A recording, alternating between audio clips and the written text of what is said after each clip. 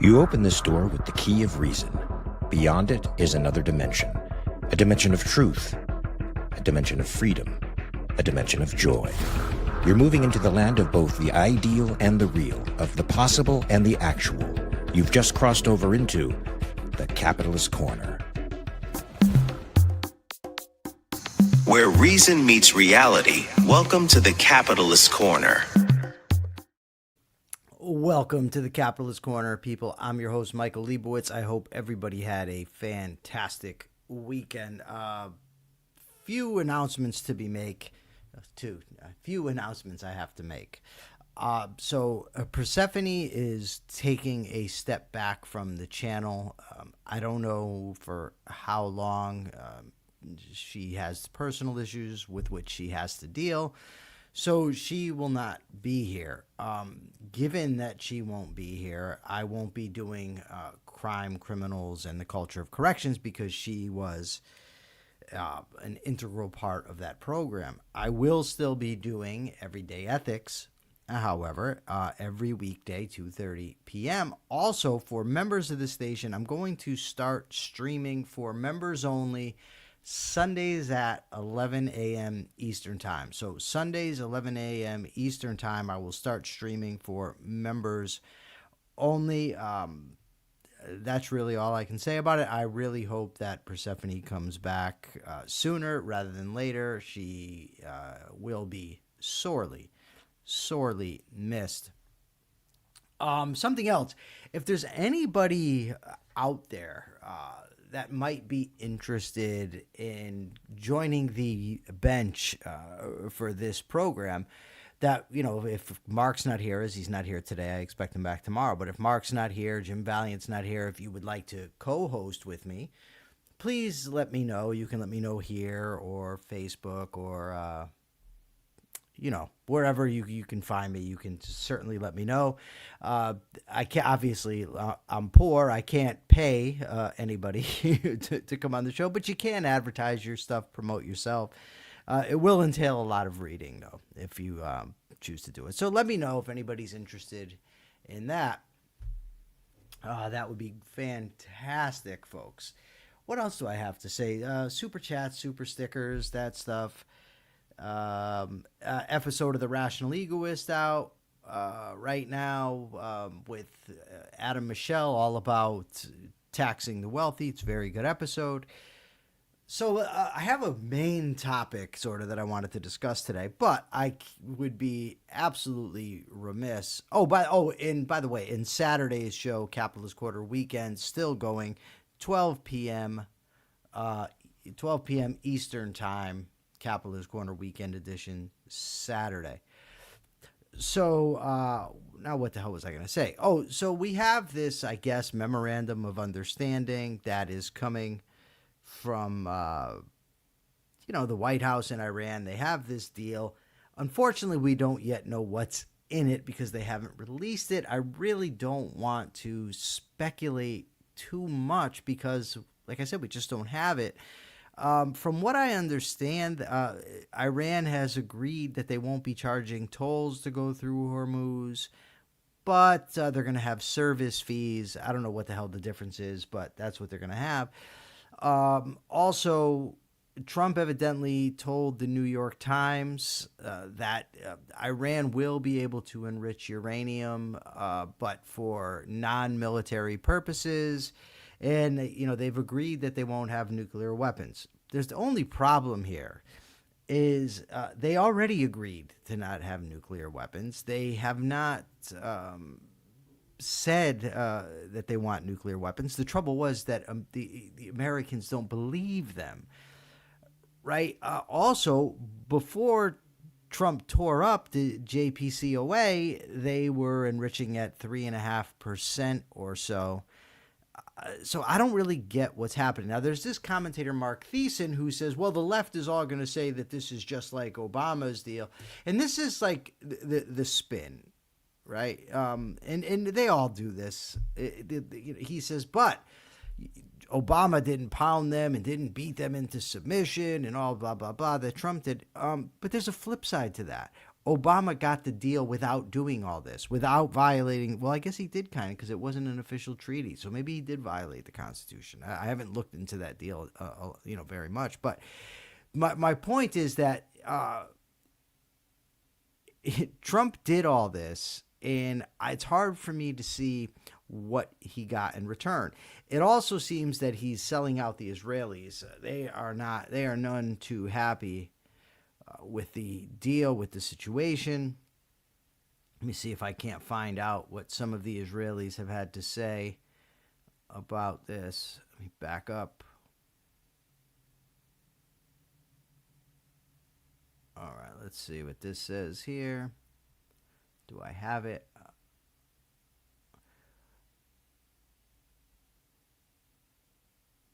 President Trump has publicly criticized Israeli Prime Minister Netanyahu over the Israeli airstrike in Beirut. Trump stated Netanyahu had no fucking judgment, no fucking discretion. So he's making some comments there about Netanyahu. I have the Israelis. I just have to find what they've said. It is in here somewhere in my stack. If I can't find it, just understand that the Israelis are not happy with the deal that is evidently been signed. Let me see. Maybe it's here. No, I don't. I've lost the article, but the Israelis are not happy. Trump is berating Netanyahu. We don't yet know what's in the deal, and it seems to me that if it were such a wonderful deal, they would want to put it out, and we would all be seeing it. But they are not putting it out there. And I don't know. I mean, it's just one of these things. If I seem down today, I'm discouraged. I'm going to be honest. I'll talk about this more on Everyday Ethics. Discouraged with the way the world's going. Discouraged where I went yesterday. I'll tell you about that in a few minutes. Discouraged about just a lot, but that's neither here nor there for right now. It's just it's a sad state of affairs. I mean, you had this guy, this UFC fighter, at the the UFC fighting at the White House. The United States has now become the Jerry Springer show writ large. You had a UFC fighter say, by the way, Michelle Obama's a man. Just stupid, juvenile shit. And it seems like, this stuff was all there, and it's like Trump just gave everybody permission. It's like Trump came down that escalator in 2015 and gave everybody permission to just be your worst. And the people that are being the worst seem to think they've got the moral high ground somehow. A guy told me this morning because I posted on Facebook about Trump telling the New York Times that Iran can enrich uranium for non-military purposes, and he says, "Oh, the New York Times. Of course, that's the go-to." But I told him, I said, "Sure. Now you deny it. Soon you'll be saying it's not a big deal, and then you'll be saying actually it's a good thing, because that is the cycle with the MAGA folks." Nicole Hingle, I got to back up here. She gave a $5 super sticker. Thank you very much, Nicole. Very, very nice of you. Very, very appreciated. If anybody else has any questions, feel free to ask, and hopefully I'd be able to answer them. Well, look at this. I just got a nice share. Prime Minister Benjamin Netanyahu did not issue an immediate statement, but other Israelis disparaged the peace deal and said Israel's fight against Hezbollah in Lebanon will go on. They're calling it a catastrophe, a bad deal. So the Israelis, folks, not happy with this deal. Okay, so what happened yesterday? Yesterday, I went to Faneuil Hall. Now, immediately when I was invited to go to Faneuil Hall, I'm thinking, where do I know that name? And a little embarrassed that I couldn't remember what it was. But Faneuil Hall was the meeting place for a lot of the founders to give speeches, and a lot more than just that. Let me see if I can't find this here. Let me see. Hopefully this will be it. let me just tell you who are some of the folks that have spoke there. Let's see. And, I was really excited to go to it because the Boston Tea Party was started there. The speeches, the discussions, and then it got too crowded, so they had to go down the street to plan it out. 18th century. Some of these guys you're going to recognize because we talked about them on this show. The Faneuil Hall, by the way, is in Boston. So in the 18th century, James Otis Jr. spoke there. Topic was resistance to British taxation and arbitrary power. Sam Adams spoke there on colonial rights, opposition to British rule and independence.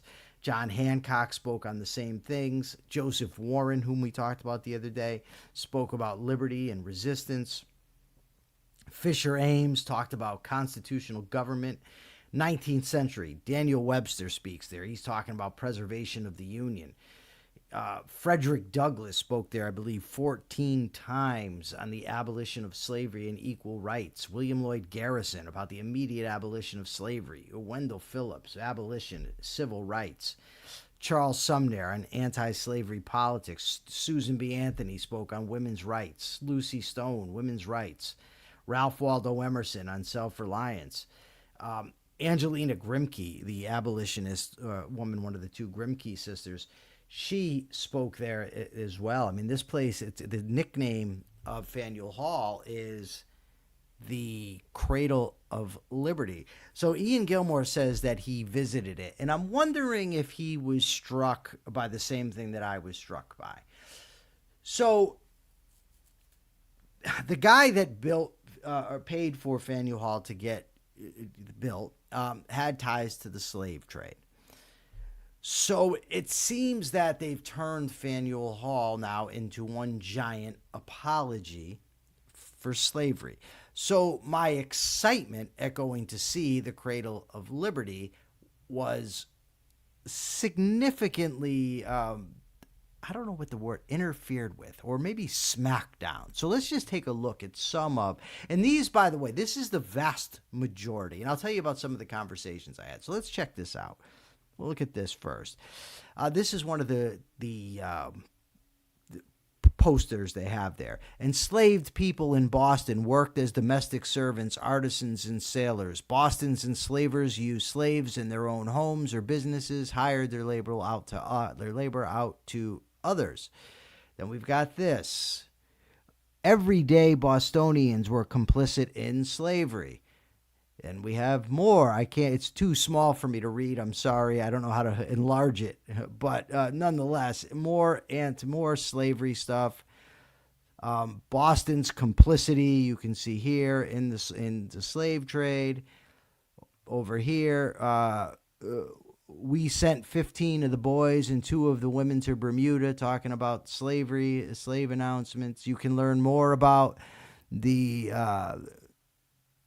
description there. It says over here, another one to do with slavery, origins of slavery in Boston, slavery in Boston. And, this was the thrust of what was written there. And I'm thinking to myself, this is terrible. So then they had a sign go downstairs. Now, the Great Hall was upstairs. That's where all the meetings, there's, I'm talking about there, I think there's 4 floors. I only went to 3. You walk in, you're on 1 floor. That's where all that stuff was. But there's a sign that says education downstairs. So we go downstairs and they have a video that you can watch. Guess what the video is about? Slavery and Boston's complicity in slavery. And so I watched that, and I go upstairs, and they have their rangers, I guess. So they're sitting down, and I said, can I ask a question? Do you guys work here? Yeah. I said, this place is called the Cradle of Liberty. Sam Adams spoke here. James Otis spoke here. John Hancock, Joseph Warren. And I said, everywhere I go, everything is all about slavery and how Boston, was really involved in slavery. Like, why? And she proceeded to tell me, well, the Peter Faneuil, and he was involved in slavery. So evidently the rest of the country now, or at least the rest of Boston, has to spend the rest of eternity making amends because this guy participated in the slave trade and built this. So forget the fact that the people who spoke there set the stage for slavery to come to an end, set the stage for people to be free. No. That's not what's important. What's important is that Peter Faneuil owned slaves, participated in the slave trade. So that's what we're going to talk about at this historic monument, the Cradle of Liberty. Now, but the lady told me, oh, no. What you're looking for, that's upstairs in the Great Hall. You can go upstairs and you can look at that. And I go up and it's amazing up there. There's gallery, there's the stage where, these people have spoken and it's just history is right there. And they've got a guy and he's giving a talk. And he's talking and he says, yeah, they came here. And this is where the Tea Party was planned and they had, I'm like, oh, okay. And then he says, but, they talked about liberty. He says, but liberty means different things, and it's come to mean different things. For instance, do you know who was allowed to speak at those times? And I'm sitting there, and I said, white property owners. Yeah, white property owners. Catholics weren't allowed to talk, so we have to go through the litany of all the people who couldn't speak at the time. Catholics couldn't talk. Blacks couldn't talk. Women's couldn't talk. We got into further about the oppression of women, the oppression of minority. It was just like, that was what we had to go through. So at the end, I go and talk to the guy. I said, let me ask you a question, man. I said, you talked about the revolutionaries, and you talked about how liberty wasn't liberty for everybody. He said, yeah. I said, James Otis, John Hancock, John Adams, Sam Adams, Joseph Warren, what was their position on slavery? He says, oh, well, they were adamantly against it. You didn't think that's relevant? You make it sound like, everybody's just a racist. Everybody owns slaves. Nothing else they ever accomplished amounts to anything. And he says, well, when I was a kid and I was in high school, I got that story, but I feel it's important to tell the other side of the story. And I'm just like, well, whatever, dude. And I'm all for the truth. I don't want you to hide the truth. I don't want them to be there denying that this guy Faneuil owned slaves. I don't want them to deny the oppression of the Catholics. I'm not saying that. But for God's sake, is that what this place is about? The Cradle of Liberty? You're talking about how it's so oppressive, yet Frederick Douglass, the former slave and abolitionist, spoke there 14 times. Can we celebrate that? Can we celebrate that William Lloyd Garrison and Wendell Phillips went there to speak against slavery? Angelina Grimke? Can we celebrate that Susan B. Anthony and Lucy Stone spoke there? Or do we always just have to focus on America's a white male country and it's been oppressive and it's oppressed everybody? And I'm not one of these guys that's like, no, I don't ever want to hear, please shield me from the past, shield me from the truth. No. But for fuck's sake, it's Faneuil Hall. I wore the shirt. My girlfriend bought me a shirt, Faneuil Hall. I went there to celebrate the history of America, to imbibe, history, like I did when I went to Bunker Hill and the Lexington battlefield or Gettysburg Cemetery. But it was all just about slavery. And as I'm sitting there, and they're talking about this stuff, there's a woman in front of me just nodding. She's nodding her head. And I just think that these things, first of all, it was a vastly different time, right? It's a vastly different time. It's not to defend anybody. Plenty of people knew slavery was wrong, as is evidenced by Samuel Adams and James Otis, adamantly speaking out against it.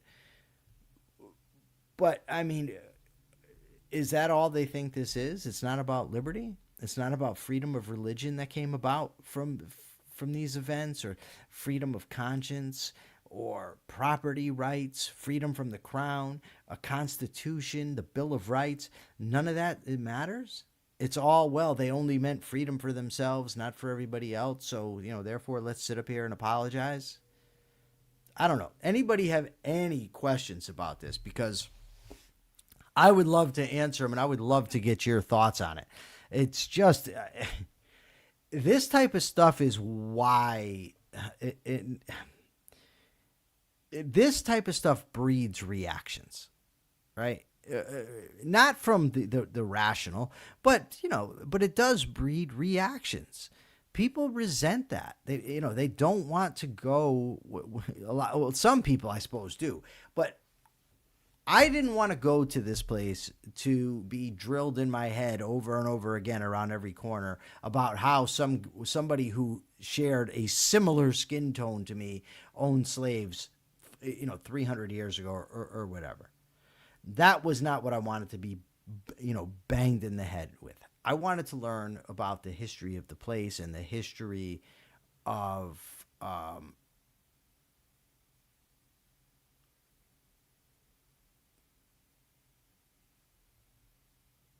I didn't mind the anti-slavery stuff too much. I didn't think Faneuil Hall was the worst of it for the things we saw in Boston. Well, Boston's a very liberal town, very liberal state, Massachusetts. And that kind of saddens me. And again, tell the truth, teach the history. But the 1619 Project is not the history. The idea that America was just founded to hold slaves and slavery was codified in the Constitution. They say that stuff. The right to own slaves, they said it in the video, was codified in the United States Constitution without reference to how hard it was and to the debates and to the people that were there that didn't want to compromise with the South. No mention of that, nothing. Again, just slavery, slavery, slavery, and then you went upstairs for the oppression of women, the oppression of Catholics. Ian Gilmore says he didn't mind it. I don't know. And maybe I was just so taken aback by it, and that's why I minded it so much. I don't know. I think that America has a. He wants to know if slavery was codified in the Constitution. So what it says, they're clearly referencing slavery. So first of all, you have the 3/5 clause where it talks about. I don't remember the exact wording. Let me see if I can't find it. But Section 9, Article 1, Section 9 says, the migration or importation of such persons as any of the states now existing shall think proper to admit shall not be prohibited by the Congress prior to the year 1808. But a tax or duty may be imposed on such importation not exceeding $10 for each person. So, I mean, that clearly refers to slavery. Everybody knew what they were talking about. And, they did debate this issue extensively at the Constitutional Convention. So, yeah, I mean, it was codified at least until 1808. And when, of course, they put an end to the slave trade. The 3/5 thing, yes, that was an anti-slavery. I'm just saying, you said, was it mentioned in the document? Yes. The 3/5 clause, it's brought up as evidence of what racist they were, but it actually was inserted in there because it was actually the slaveholders who were opposed to the 3/5 clause. They wanted to be able to count their slaves as part of the census. But, the others didn't, so you ended up with the compromise. Is it great that they had to do that? Of course not. It's awful. It's awful that people were ever slaves, and it is a stain on the history of this country. But it's not the history of this country. It's part of a vast history of this country, a history that includes fighting for freedom, putting out the Declaration of Independence, the Bill of Rights, setting the table for the ending, ultimately, of slavery. I hope that's clear to people. Let me find this. I want to find out where this is. See if I can't have it. The 3/5 compromise. wanted to get an exact site where it is, but I can't find that. So anybody other than Ian interested in the topic of places like Faneuil Hall that are just, I mean, it's just all about slavery. That was the gist of it. I'm not even exaggerating. If people maybe think I am, I'm not. Let's see what we got here. Okay. I mean, to me, people are complex, right? And it doesn't excuse what they've done. So Thomas Jefferson's a slaveholder. That's horrible. He also wrote the Declaration of Independence. He also defended slaves in court. So, I mean, it's clearly a sort of a mixed thing. What else did I visit in Boston? Yesterday, the only thing I visited in Boston was Quincy Market, Faneuil Hall, and Cheers. I went to the bar Cheers. I did not drink there, however. Nicole Hingle says she would have been disappointed as well. It was built in 1742 by wealthy merchant Peter Faneuil. It served as a central marketplace and public meeting space for over 280 years. Dubbed the Cradle of Liberty, it's where colonists protested British taxation and is now a popular shopping and dining area. At Cradle of Liberty in the 1760s and 70s, the second floor meeting room became the focal point of colonial resistance against British rule. Patriot leaders, including Sam Adams and John Hancock, held massive rallies here to protest the Sugar Act, Stamp Act, and Tea Act. The thing is these guys were not pro-slavery, right? They were adamantly opposed to slavery. I guess, that's what we have today. And that's the battle. I mean, we're one of the battles. And that's, sadly, I mean, that's the type of stuff that leads people to support Trump. Some, not all. Some of them are just bad. But some people look at the left and that's what they see. People that degrade this country, diminish this country, don't look at this country as special. This country is just looked at, slaveholders, oppression, discrimination. I mean, it's like, I've heard it said before, I don't remember exactly, but it's like as if they got off the Mayflower, enslaved everybody, stepped over the Declaration of Independence, went right to Jim Crow, oppressed some women, and that was it. But that's not the story. I want to go, I'm thinking I would love to go to Carpenter's Hall, at the building behind me in Philadelphia. I hope that they don't do the same thing there. I mean, does anybody know? Is this what they do everywhere now? It's funny. I was telling Mark last night, Mark and I were talking, and he said it's no wonder that, kids are learning to hate America. That's not a good thing. Again, tell the truth, but tell the truth. Don't cherry pick. It's like you go from one extreme to the other. You go from pretending that every single one of the founding fathers was a saint to every single one of them was just a mean slaveholder who really didn't care about freedom. All they wanted to do was enslave people, get rich, and sit back fat and happy. But that's just not the case. Let me see if I can't share what Mark told me. I think maybe you guys will find it a little bit interesting. Mark asked me if they justified it. I told him they tried. Mark points out that the African slave trade was booming long before a single European ever set foot in Africa. More white European slaves in North Africa then came over to America in the transatlantic slave trade. Whole villages were emptied in Ireland and Scotland by African corsairs, the men taken into slavery to be worked to death. African states petitioned the British to restart the slave trade after she banned the trade and began to hunt down slave ships. I believe that also, and this is where Persephone would be great, but unfortunately she's not here.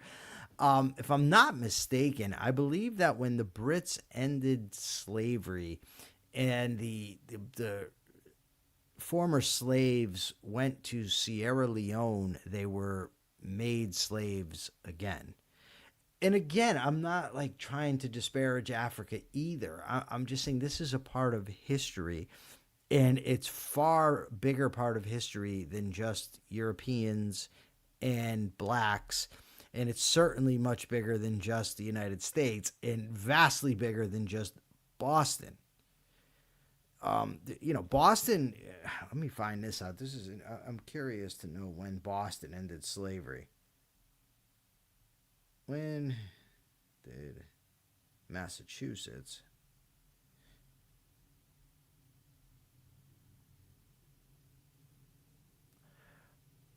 So we've got Massachusetts effectively abolished slavery in 1783 through a series of landmark court cases.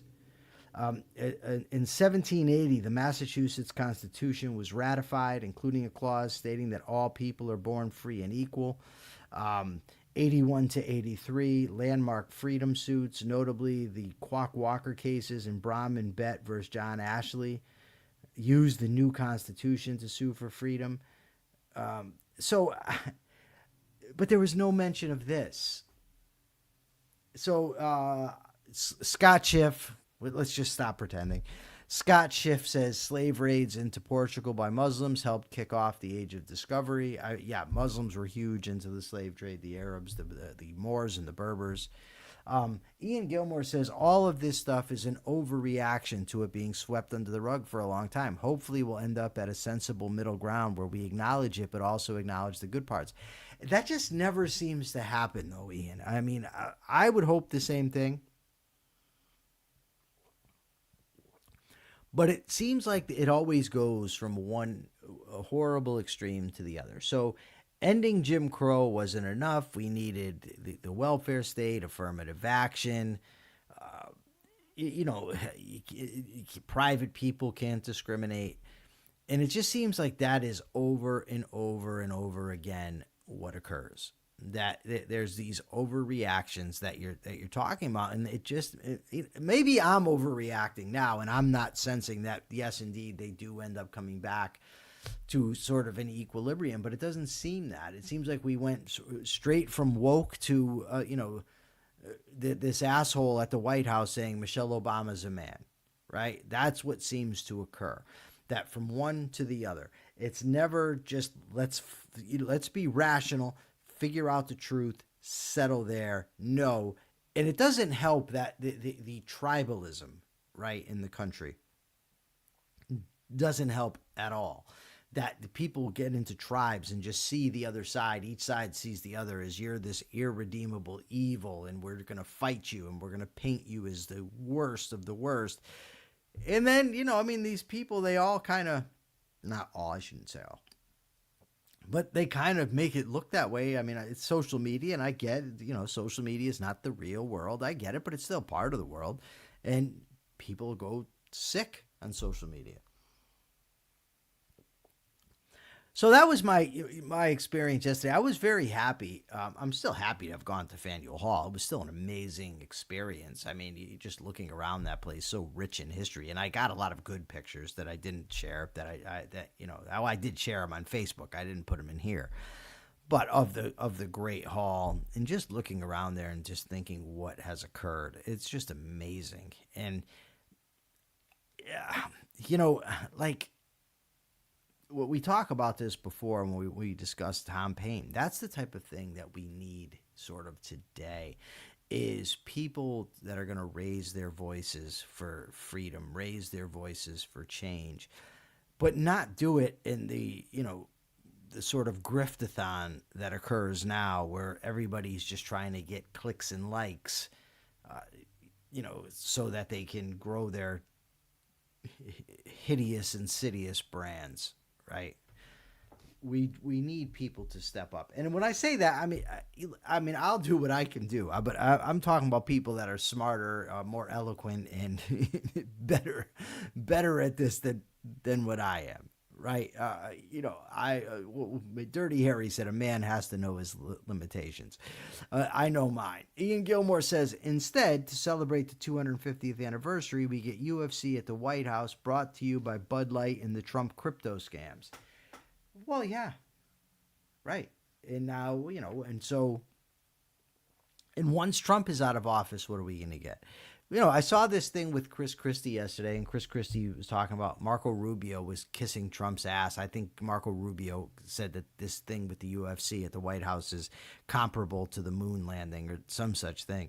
And Chris Christie says, see, this is what happens. Once you work for Trump, you've just got to keep kissing up to him and kissing up to him. Well, the thing is, Chris, you knew Trump when you endorsed him in 2016. So as much as I do appreciate him seeing the light during the last administration, come on, dude. Like, you endorsed this guy. You came out and endorsed him. And, maybe you thought you were going to become the attorney general. It didn't work out. And now, I don't know. I'm not inside the man's head. But let's not sit back and pretend that you've just always been this critic of the Trumpster, because you haven't. Any questions? Let's get some questions here. Wait, wrestling is equated to the... Oh, it's not wrestling, Megan. Let me look this up. Let me find out. Marco Rubio, and I'll tell you the exact thing, what was said, and that way I'm not here like a schmuck. Oh, I want to tell everybody something where I was wrong, too. In a second. So, it's ironic because Persephone and I did an episode the other day of Everyday Ethics on precision in language, and I mentioned the word should. And I said that the word should is an imperative. Now, I was wrong. So we're talking about precision in language, and I'm wrong about, the word should being an imperative. Must would be an imperative. Should is a modular verb, I guess. More of a like a stern recommendation or an adamant recommendation. So, there's a clip of me saying this. So this guy says, talking about precision in language, he says that this guy's wrong. It's actually not an imperative. He says, ironically, this guy will probably say, well, you know what I meant. And I said, no, actually, I thank you for the correction. Right? Like I've said a million times, I can be wrong. So anyways, this is what Marco Rubio said. He says, when President Kennedy announced that we were going to put a man on the moon and return him safely to Earth, no one thought that was possible, and we did it. We are a nation founded on doing what no one else dared to do and no one else aspired to do. And at some level, that's what this whole company, what UFC has been. I guess that it's more about the UFC, or I don't know. The remarks occurred during a formal signing ceremony establishing a sports diplomacy partnership between the U.S. State Department and the UFC. Jesus Christ. Rubio used the analogy to describe what he views as the core audacious spirit of the American identity. Yeah, not really. Not really, little Marco. Sorry. Maybe remove your lips from the big guy's ass. Well, no, wait, Biden was the big guy. The orange guy's ass. And that's something else. That really irks me, though. The just the spirit of how men and women are just willing to debase themselves and degrade themselves in order to kiss up to this guy, and he doesn't. It's not like he respects it, not at all. All right. Any other questions? If not, I'm going to wrap up early and prepare for Everyday Ethics. Megan, please, Megan, let me know what we're going to be talking about on Saturday, too, by the way. Megan and I did a great show the other day talking about John Dewey and his impact on American education. It was a lot of fun. I found it very informative. I was very impressed with myself with all that I had read in preparation until I found out that Megan had read 650 pages. Megan, did you get the book that I sent you? I emailed you a PDF of a book on the critics of state education. Let me know if you got it. Okay, well,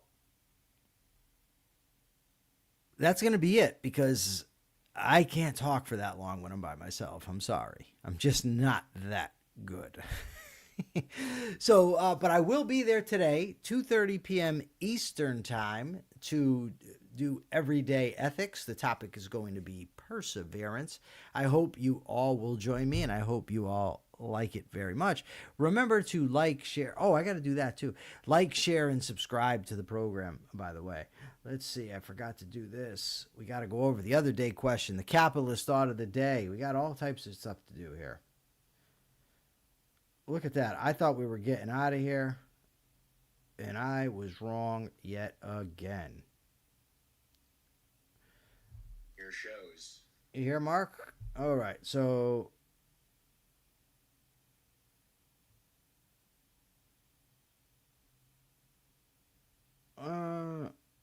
they didn't really answer the question, but Randy said if this Constitution is to be maintained as the law of the land, there should be an amendment to separate state from both economics and education, perhaps even an explicit wall between church and state. Currently, that barrier is porous. If the Constitution cannot be saved, whatever comes after should contain similar barriers to guard against state intrusion. Do I think anything remotely like a rational government would come out of a constitutional convention? Nope. A convention today would result in a popular dictatorship and likely widespread physical conflict. All right, so let's see. Capitalist thought of the day. My capitalist thought of the day is going to be all about the United States of America. Flawed as it is today, flawed as it has been in history, the United States of America was, for the first time in history, at least according to my knowledge, the country founded completely on ideas, and that idea was marvelous. That idea was the rights of man, the individual rights of human beings to their lives, their liberty, and their pursuit of happiness. These are things to be cherished. These are things to be celebrated despite the sins of the country. The good that this country was founded on far outweigh the bad, at least in my view. We should be celebrating these things, and I hope we can continue to celebrate them on this show. Mark, folks, we'll be back tomorrow as far as I know. We'll have a great show for you. We'll be discussing some more of the Founding Fathers, as we're going to keep doing at least until July 4th. Thank you, everybody, for joining us. Thank you for super chats, super stickers. Thank you for your comments. My question for you is, let me see. Who would you like to see as a co-host on this show? Make it somebody realistic. But who would you like to see as a co-host on this show that can sub in when Mark and Jim are not here? Please let me know. Go to YouTube, answer the question. Helps with the algorithm. Thank you, everybody, ever so much. I hope you'll join me today, 2:30 p.m. Eastern Time on this channel for Everyday Ethics. Until then, remember to always check your premises. Peace.